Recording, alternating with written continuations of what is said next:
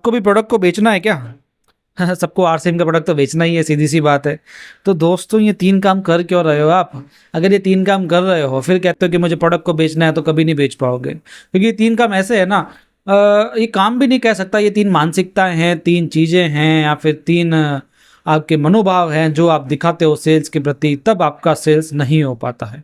अगर इन तीनों को हटा दिया जाए, इसको रिप्लेस कर दिया जाए पॉजिटिव चीज़ों से, तो आपकी सेल्स दुगनी हो जाएगी, ज़्यादा हो जाएगी, है ना। लेकिन इसके लिए करना क्या है, करना क्या नहीं है, वही तो मैं आपको बताने वाला हूँ। इसलिए ट्रेनिंग को एंड तक देखिएगा। और मैं हर बार एक ही बात कहता हूँ, आप मेरी ट्रेनिंग को सुनिए ज़्यादा, देखिए कम। देखोगे तो कुछ समझ नहीं आएगा, देखने में मैं कम ही लिखता हूँ, ज़्यादा स्क्रीन पर लिखता भी नहीं हूँ। मैं जो बोलता हूँ उसको आपको ध्यान में देना पड़ेगा, ठीक है। और सबसे बड़ी बात, कभी वीडियो को स्किप मत करा करो, कोई ना कोई ऐसी लाइन होती है जो कनेक्टिंग होती है, वो छूट जाएगी आपको, तो ये हमेशा ध्यान रखना। दोस्तों हमेशा प्रोडक्ट चिपकाने पर दिमाग क्यों लगा रहे हो आप लोग? प्रोडक्ट को चिपकाने पर दिमाग लगाओगे तो कभी वो चिपकेगा नहीं।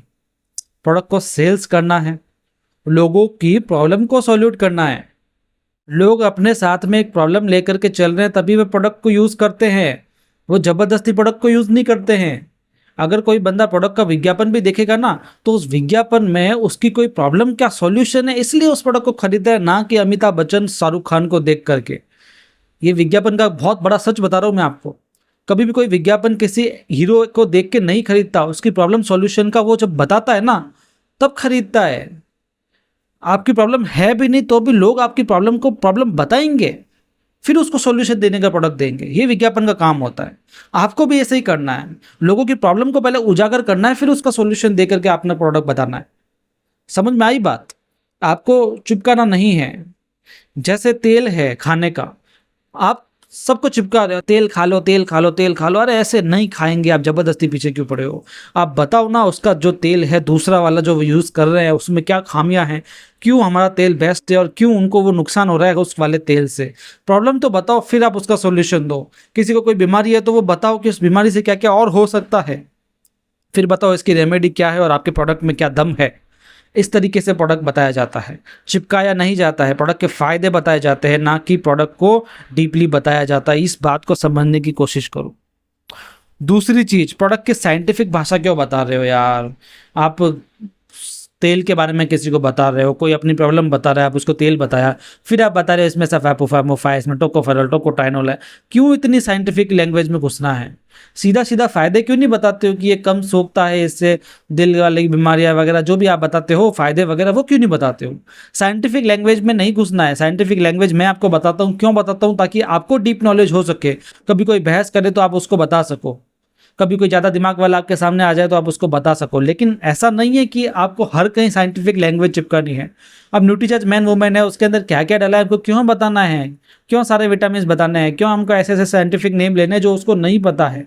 हमको तो केवल इतना बताना है ना भाई, उससे फायदे क्या क्या हो रहे हैं। इस चीज़ को समझो ना, फायदे बताना स्टार्ट करो, साइंटिफिक लैंग्वेज में नहीं घुसना है। तीसरी सबसे इंपॉर्टेंट चीज, दूसरे प्रोडक्ट को लेकर बहस क्यों कर रहे हो? सबसे बड़ी गलती है ये। देखो, हम जब कोई प्रोडक्ट बेचने जाते हैं, जब प्रोडक्ट को बताने जाते हैं, तब लोग बताते हैं कि उनके पास जो प्रोडक्ट है वो बेस्ट है।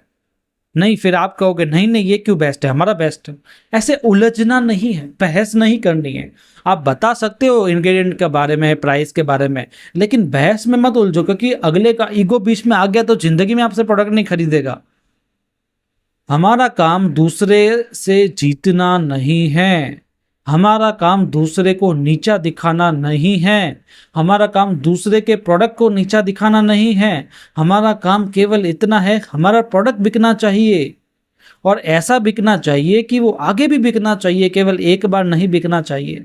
एक बार तो आप प्रोडक्ट को चिपका सकते हो, लेकिन बार बार नहीं कर सकते हो।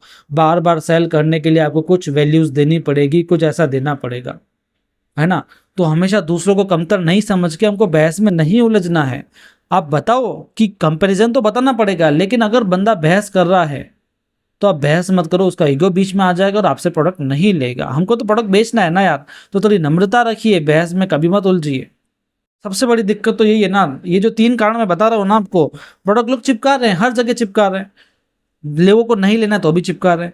बस ट्रेन में जाते हैं, नेटवर्किंग के नाम पे प्रोडक्ट की बात करने लग जाते हैं। नहीं ना, प्रोडक्ट की बात ही तो नहीं करनी हमको। अभियान के बारे में क्यों नहीं बात करते हो? प्रोडक्ट के बारे में एकदम से मत बात करो ना, लोग नहीं लेंगे, आपको सेल्समैन समझ जाएंगे। एक और गलती लोग कर रहे हैं, अपने स्टेटस पे, अपने फेसबुक, इंस्टाग्राम पे लगातार प्रोडक्ट की बातें करते हैं, प्रोडक्ट को दिखाते हैं।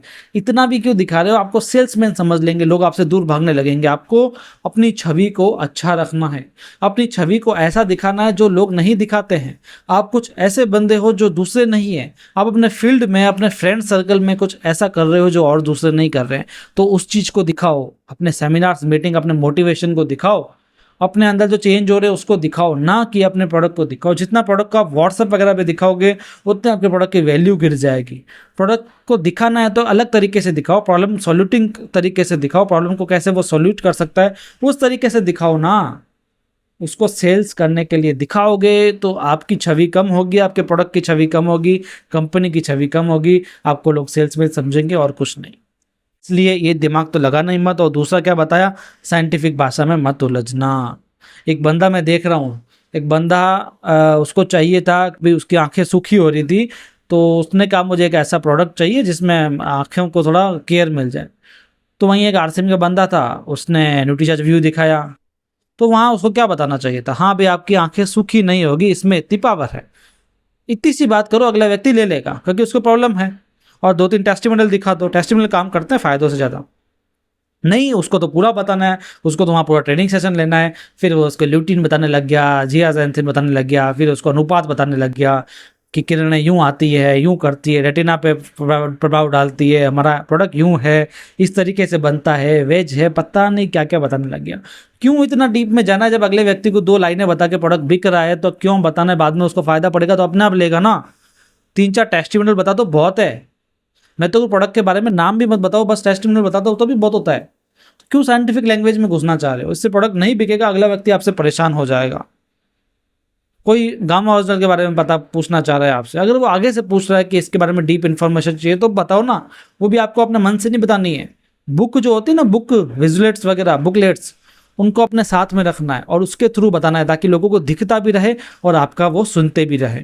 तब जाके आप पर विश्वास करेंगे। आप खुद ही मन से बता रहे हो 2008 में ये स्टडी हुई थी, 1996 में ये रिसर्च हुई थी, तब जाके ये निकला, ऐसे कोई नहीं सुनेगा। यहाँ तो कुछ डिजिटल प्लेटफॉर्म रखो या फिर डिजिटल पीडीएफ रखो, वेबसाइट बताओ या फिर कुछ बुकलेट साथ में रखो तो आपका प्रोडक्ट बिकेगा। प्रोडक्ट बेचना इतना आसान भी नहीं है, इतना मुश्किल भी नहीं है। तो ये 3 चीज़ें जो मैंने आपको बताई, ये आप हमेशा ध्यान में रखना तो आपका प्रोडक्ट सेल होगा। दोस्तों, आपने बहुत प्यार दिया हमारे चैनल को, 1 लाख सब्सक्राइबर तक पहुंचाया, आपका बहुत बहुत धन्यवाद। इसी तरीके से आप हमारे चैनल को ग्रो करते रहिए, आपको भी इस तरीके का अच्छा अच्छा कंटेंट मिलता रहेगा और भी बहुत अच्छी अच्छी ट्रेनिंग्स आपके लिए लाते रहेंगे। हम मिलेंगे अपने अगले वीडियो में, तब तक के लिए आपका धन्यवाद।